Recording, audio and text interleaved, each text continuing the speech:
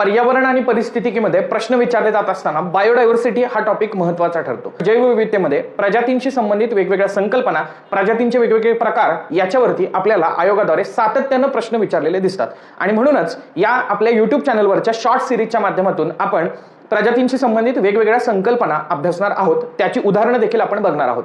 पण तत्पूर्वी आजच्या या शॉर्ट व्हिडिओच्या माध्यमातून आपण प्रजाती म्हणजे काय ही संकल्पना जाणून घेण्याचा प्रयत्न करणार आहोत। शरीर संरचनेत आणि दिसण्यामध्ये साधर्म्य असणाऱ्या आणि कार्यात्मक दृष्टिकोनातून सारखेपणा असणाऱ्या जीवांच्या समूहाला एकत्रितरित्या प्रजाती असं संबोधलं जातं। जगामध्ये कुठेही राहणारी माणसं आहेत तर त्यांना आपण होमो सेपियन सेपियन या प्रजातीच्या नावाने ओळखतो। पॅन्थेरा टिग्रिस म्हणजेच वाघ ही एक प्रजाती आहे। याच पद्धतीनं पर्यावरणामध्ये आपल्याला वेगवेगळ्या पक्षी प्रजाती, प्राणी प्रजाती, वनस्पती प्रजाती पाहायला मिळतात। या प्रजातींचे प्रकार काय आहेत हे आपण जाणून घेऊयात, पण पुढच्या व्हिडिओमध्ये। धन्यवाद।